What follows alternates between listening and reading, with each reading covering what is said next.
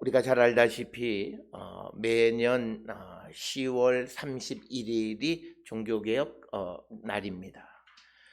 그래서 500년 넘게 전에 이 루터의 종교개혁으로 신앙의 잘못된 것들을 개선해 나가는 그런 역사. 그래서 개신교가 생겨났고, 항상 은혜, 오직 예수, 오직 성경, 오직 믿음이라고 하는 그런 캐치플레이스를 가지고 항상 신앙의 개혁을 힘쓰는 그런 삶을 살아가는 것이 우리가 그 개혁주의자들, 즉 개신교 신앙의 가장 중요한 것이다.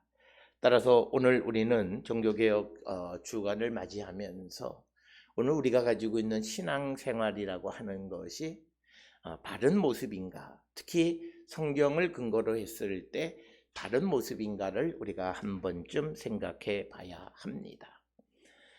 특별히 우리가 신앙생활할 때 항상 충돌하는 두 가지가 있습니다. 하나는 우리가 관습적으로 행하는 것, 인간들이 가지고 있는 종교적 심성이 요구하는 것과 그 다음에 이제 성경에서 우리에게 가르쳐 주시는 어떤 신앙의 본질에 관한 것 사이에 많은 그 차이가 있습니다. 특별히 가장 큰 차이는 일반 종교 그리고 그런 종교적 심성은 인간이 잘 되는 것 그리고 부귀 영화 이런 것에 초점을 맞추고 있다면 성경이 우리에게 가르쳐 주신 예수께서 우리에게 보여주시는 그 신앙의 가장 중요한 것은 나보다는 타인을 먼저 생각하는 것, 그것을 성경에서는 사랑이라고 하는 말로 표현하고 있습니다. 따라서 오늘은 우리가 그리스도인과 사랑이라고 하는 기독교 신앙의 가장 핵심적인 말씀을 통해서 우리의 믿음을 한 번쯤 우리가 점검해보는 그런 시간을 갖고자 합니다. 우리가 신앙을 갖는다라고 하는 것이 무엇이냐?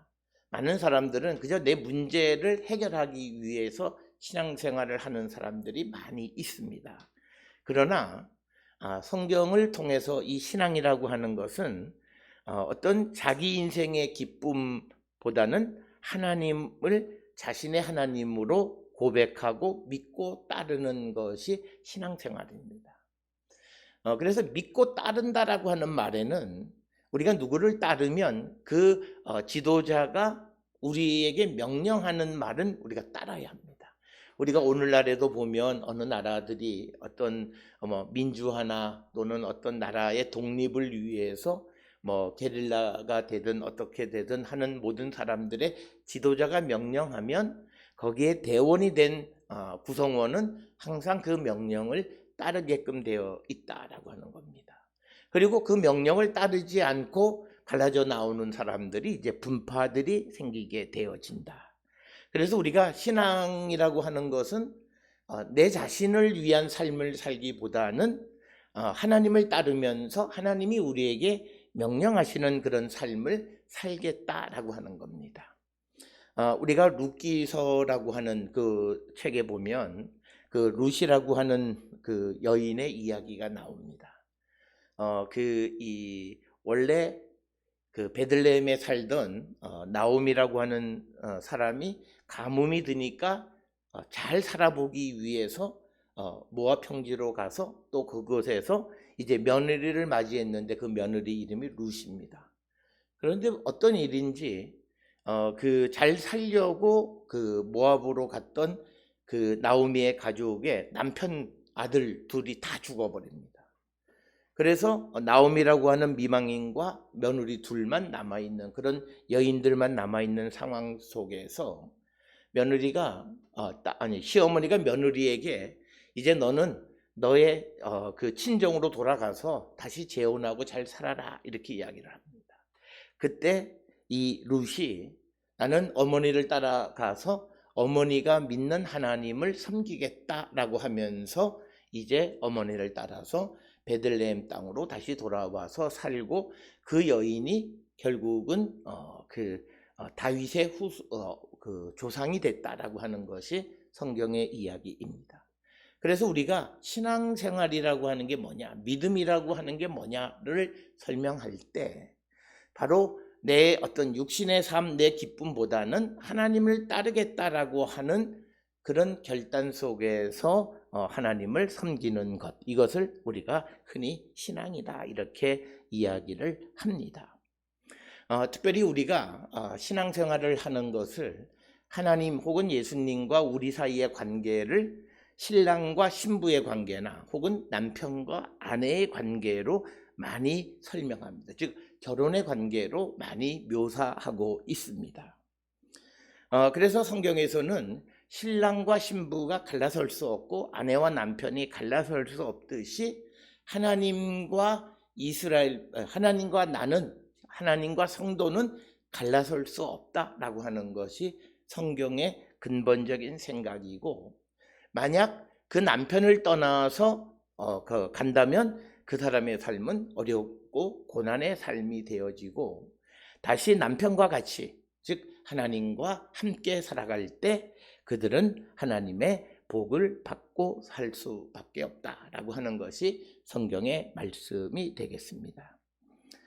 따라서 성경에서는 근본적으로 성도가 한번 믿기 시작한 다음에 하나님을 떠난다라고 하는 것은 있을 수 없는 일이다라고 하는 겁니다. 그래서 이제 남편과 아내가 한 몸을 이루듯이 우리가 신앙생활을 하면 하나님과 우리가 하나가 되어져서 이제 하나님의 성품을 우리도 닮아간다라고 하는 거죠. 그래서 그 하나님의 성품 가운데 하나님이 공의롭고 정의롭고 또 사랑이 넘치고 자비롭고 그리고 진실된 모습을 우리가 하나님과 하나가 되어지면서 닮아간다라고 하는 거죠. 그런 삶을 살아가는 것, 그것을 우리가 흔히 내가 예수님 안에서 새로운 피조물이 됐다 이렇게 우리가 정의를 하게 됩니다. 그래서 우리가 이제 신앙생활을 하는, 하나님과 연합해서 하나가 된, 마치 부부가 하나가 되듯이 하나님과 함께 살아가는 우리들은 무엇보다도 하나님의 말씀에 대한 철저한 순종을 우리가 하며 살아가야 한다라고 하는 겁니다. 특별히 우리가 성경에 보게 되면 아내가 남편에 대해서 순종해야 한다라고 하는 말씀들이 많이 있습니다. 그런데 그것은 옛날 고대 사회의 특성이기도 하지만 더더욱 앞에서 말씀드린 것처럼 성경은 하나님과 우리 사이의 관계를 부부관계나 또는 신랑과 신부의 관계로 설명을 하기 때문에 아내인, 신부인 우리가 하나님에게 절대적인 순종을 해야 한다라고 하는 그것을 강조하기 위해서 어떤 것보다도 아내가 남편에게 순종해야 한다라고 하는 말을 많이 하고 있는 것이 성경이다라고 하는 그 의도를 우리가 정확하게 이해하셔야만 합니다. 우리가 이것을 잘못 이해하면 오늘날 젊은 사람들에게는 이 성경이 어떤 효력이 없이 보여지는 거죠. 오늘날 젊은 사람들에게 무조건 남편에게 복종하라라는 말을 하면 젊은 사람들에게는 그것이 수용이 되지 않는다라고 하는 거죠. 그렇다면 왜 성경이 특별히 그런 말씀을 강조하고 있는가라고 하는 것은 앞에서 말씀드린 것처럼 문화적인 이유도 있지만 더더욱 성경에서는 성도가 하나님에게 절대적 순종해야 함을 강조하기 위해서 하나님과 우리 사이를 부부관계로 묘사하는 그런 묘사 속에서 우리가 아내된 자로서 성도가 남편인 하나님이나 예수님에게 순종해야 함을 강조하는 것이다 라고 하는 것을 우리가 잊어서는 안 된다라고 하는 것입니다.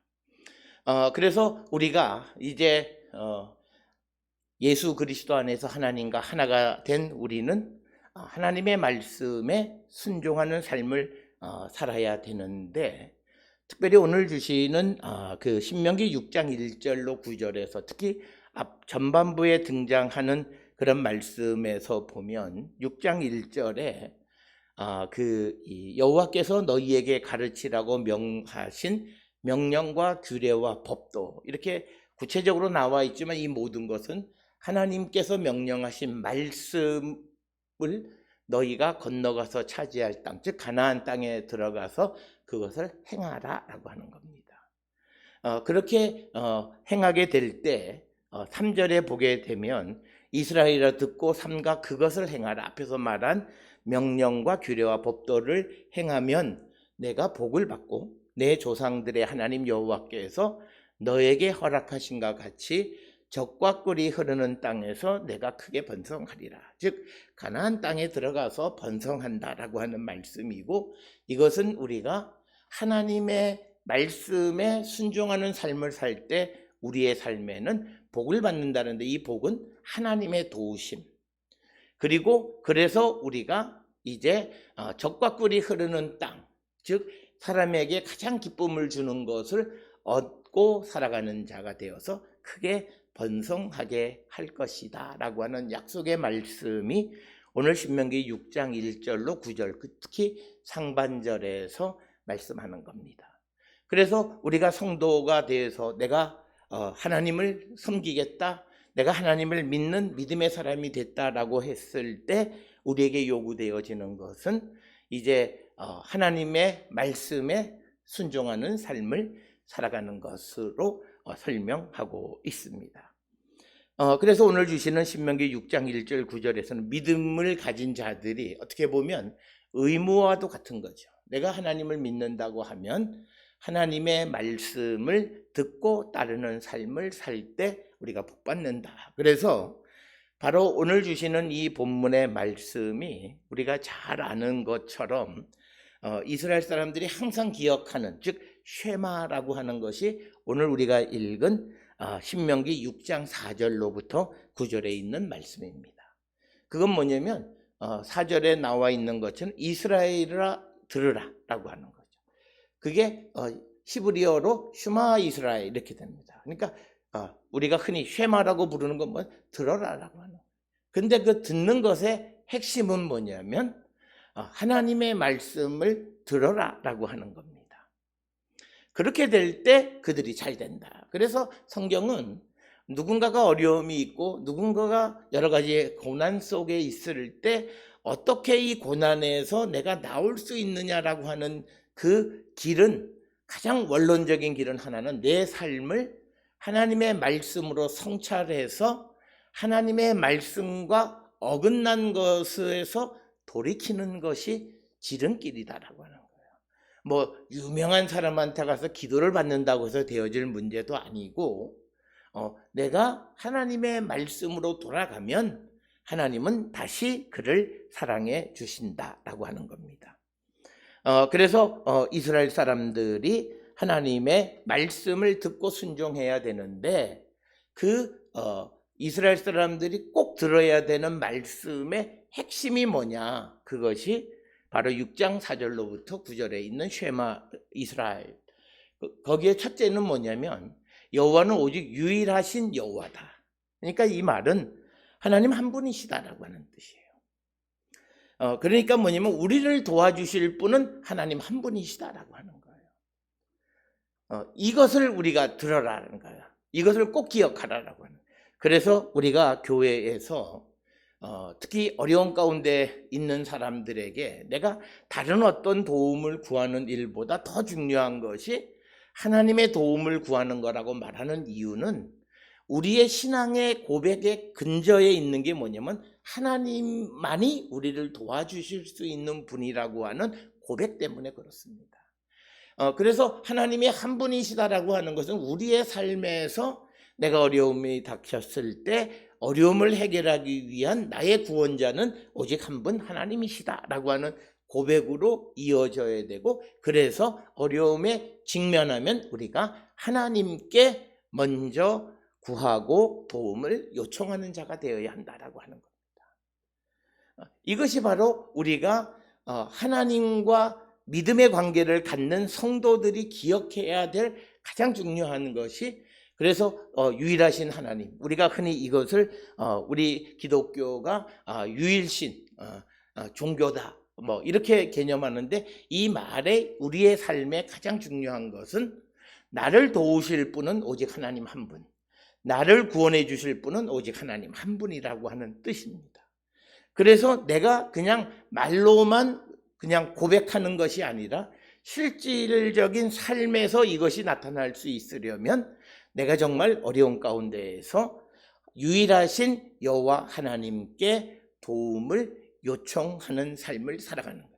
그게 바로 우리가 어려움에 처했을 때 하나님 앞에 간구하고 기도하라고 말하는 이유가 바로 여기에서 출발한다라고 하는 겁니다. 그래서 우리가 어려운 가운데 있을 때 내가 내 힘으로 막 무엇을 하려고 할 때 하나님은 그렇게 기쁘지 않으세요.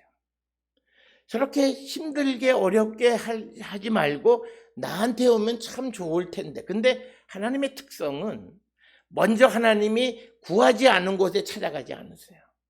왜 그러냐면 하나님께서는 우리가 구할 때 도와주시는 이유는 그래야만 하나님이 도와주셨다는 걸 알아요. 근데 어떤 사람이 한 번도 기도하지 않는데 어떤 문제가 자연스럽게 해결되면 그가 이게 하나님이 정말 나를 도왔다라고 하는 생각을 갖지 못해요. 물론 교회를 다니면은 뭐 하나님도 도우셨지만 이렇게 얘기합니다. 그러니까 뭐냐면 하나님이 도우셨습니다가 아니라 하나님도 도우셨지만, 그러니까 뭐냐면 그 도움은 하나님도 일부 역할을 하셨다라고 인정하는 정도밖에 안 된다는 거예요. 그런데 오늘 주시는 본문에서 이스라엘이 반드시 듣고 기억해야 되는 것은 우리가 믿는 하나님 여호와는 오직 유일하신 한 분이신 여호와이시다라고 하는 겁니다. 그래서 우리가 그 하나님에게 5절에 나와 있는 것처럼 마음을 다하고 뜻을 다하고 힘을 다하여 내 하나님 여호와를 사랑하라. 그러니까 여기에서 마음을 다하고 뜻을 다하고 힘을 다한다라고 하는 것, 죽도록 주님을 사랑하라고 하는 거예요. 그러면 우리가 하나님은 우리보다도 능력이 많고 힘이 더 출중하신 분을 우리가 어떻게 사랑하느냐라고 하는 거예요. 여기에서 이 사랑의 의미는 여호와에게 복종하라고 하는 의미입니다. 그러니까 하나님의 말씀에 복종하라는 거예요. 그래서 6절에 오늘 내가 너에게 명하는 이 말씀을 너는 마음에 새기고, 또 7절에 보면 자녀들에게 가르치고, 또 집에 앉았을 때든지 길을 갈 때든지 누웠을 때든지 일어날 때든지 이 말씀을 당론 말하고, 그리고 8절에 또 그것을 너의 손목에 매어 기호를 삼으며, 그리고 또 미간에도 붙여서 삼고, 또 너의 문설주 그리고 바깥문에 그것을 기록해서 붙여라. 그러니까 뭐냐면 하나님 한 분이시라는 것을 내가 미간에 붙이면 그 생각을 가지고 세상을 바라보는 거고, 또 손목에 그것을 기호로 삼으면 내가 손으로 행할 때마다 그 표를 보면서 하나님의 도우심을 구하는 자가 되고, 모든 것은 한 분이신 하나님의 손에 달려있다라고 하는 것을 알게 된다라고 하는 겁니다. 그래서 우리가 항상 하나님의 도움을 구하며 살아가는 자가 되라고 하는 것을 강조하는 것이 오늘 주시는 신명기 6장 1절로부터 9절의 말씀입니다. 그래서 오늘 주시는 본문에서 성도가 하나님을 믿는 사람이 해야 되는 가장 베이직한 것은 하나님의 말씀을 듣는데, 그것은 하나님만이 나의 유일하신 도움이시다라고 하는 것을 잊지 말라고 하는 말씀이 오늘 주시는 본문의 말씀이 되겠습니다. 그런데 이제 여기서 우리에게 문제는 하나님을 사랑하고 하나님에게 복종하는 삶을 살아가는데, 그것을 구체적으로 내가 살아가는 삶의 현장에서 어떻게 하는 것이 내가 하나님을 사랑하고 하나님을 복종하는 것인가 라고 하는 겁니다. 어떻게 하는 것이 하나님의 말씀을 우리가 순종하며 살아가는가, 그것에 대해서 오늘 우리가 함께 읽었던 마가복음 그 말씀은 바로 예수님께서 마가복음 12장 그 28절로 34절의 말씀에서 우리에게 가장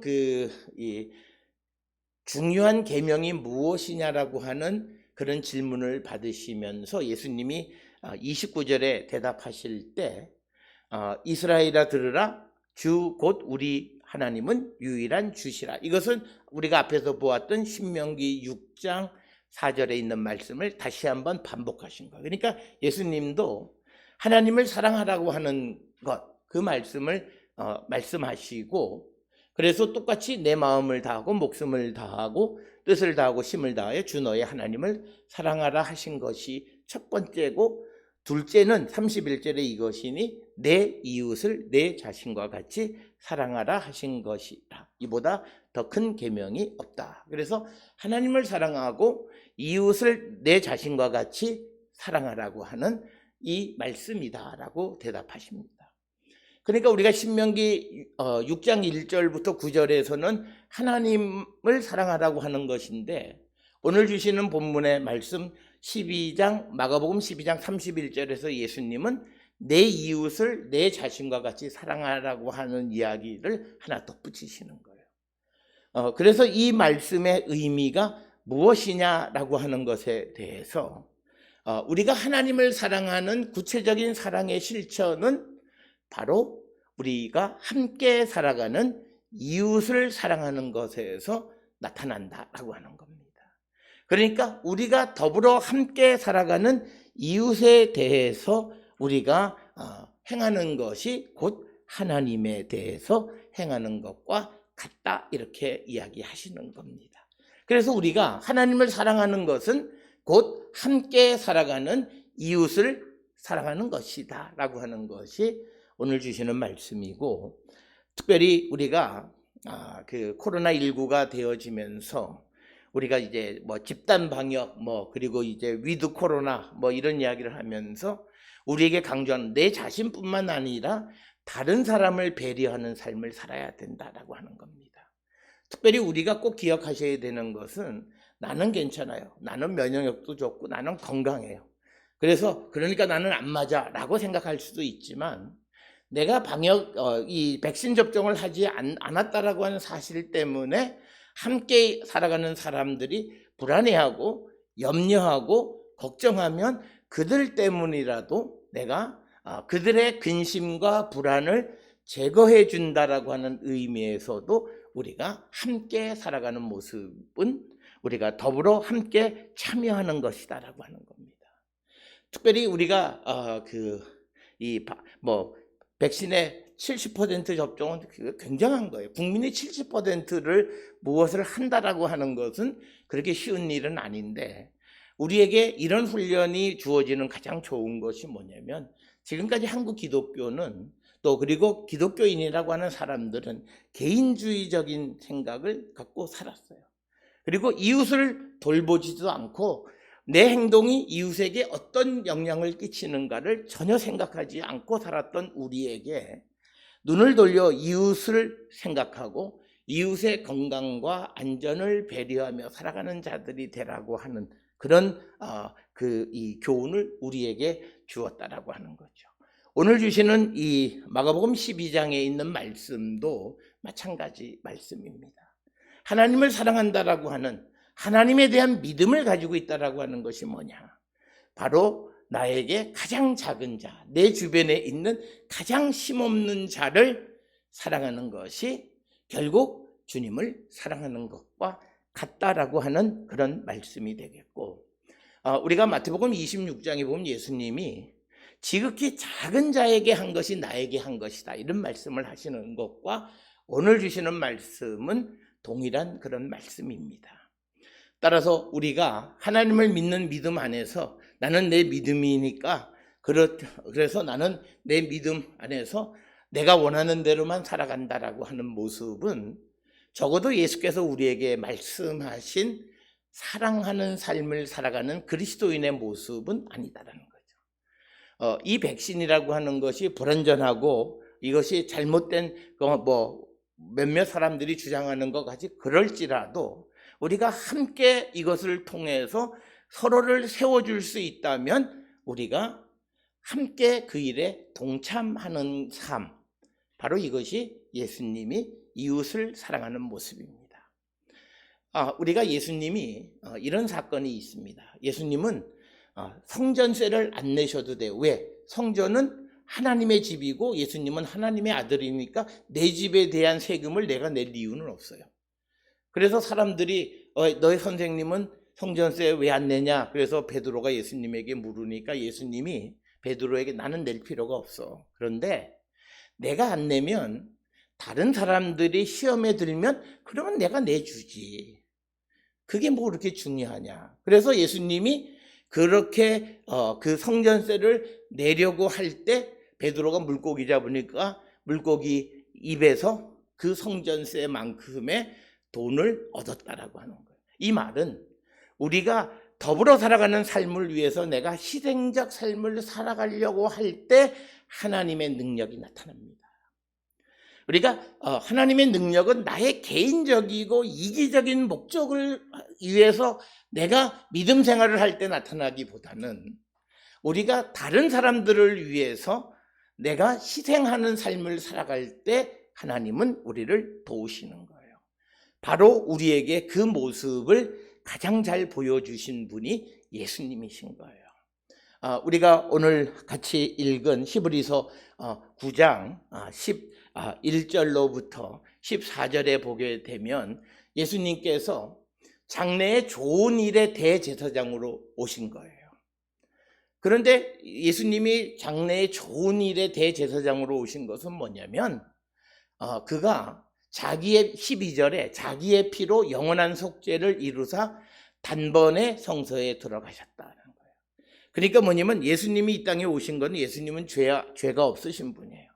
그런데 이 땅에 있는 많은 사람들의 죄를 속하기 위해서 지금까지는 염소, 송아지의 그런 속죄 제사를 드렸지만 그러나 그것으로 죄 문제가 해결되지 않고 계속 반복되니까 매년 속죄 제사를 드리는 문제가 있으니까 예수님께서 한 번에 영원한 속죄를 위해서 당신이 십자가의 보혈을 흘리셨다는 거예요. 우리는 예수를 닮아간다라는 말을 많이 해요. 예수를 닮아가는 삶의 가장 중요한 건 십자가의 주님이세요. 죄도 없고 하나님의 아들이시면서도 죄인을 구원하기 위해서 내가 죄인들의 죄를 짊어지시는 예수님입니다. 그게 십자가에 나타난 예수님의 사랑이고 그리스도인들이 베풀어야 될 사랑의 핵심은 바로 그런 사랑이라는 거예요. 그렇게 되어질 때 나타난 놀라운 사건은 그 죄인들을 위해서 자신의 생명을 내놓으신 예수님은 죽음을 이기시고 3일 만에 부활하셨다는 거예요. 여기에서 우리에게 주는 큰 의미가 내가 정말 어렵고 힘든 시대에 내 이익과 내 삶을 유지하기 위한 삶을 살아가기를 힘쓰는 자들에게 하나님의 능력이 나타나기보다는 어려운 시대에 더불어 함께 살아가고 심지어는 자기의 소중한 것까지도 내어놓을 줄 아는 자들에게 하나님의 능력과 이적이 나타난다는 거예요. 특별히 어렵고 힘든 시대를 살아가는 이때에 교회가 이 사회를 위해서, 이 동포들을 위해서 이 예수님의 마음을 가지고 우리가 살아갈 때 우리에게는 하나님의 은총이, 하나님의 부활의 기적이 나타나게 된다라고 하는 겁니다.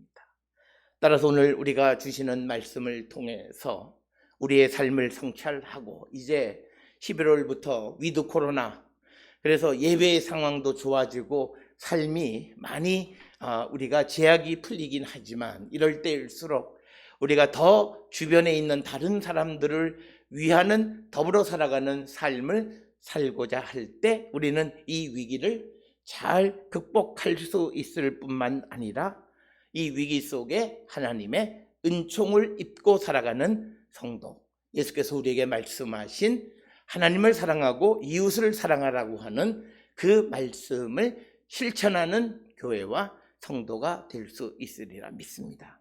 우리 모든 성도들이 이웃을 사랑함으로 하나님을 사랑하는 거룩한 성도들이 다 될 수 있기를 주의 이름으로 축원합니다.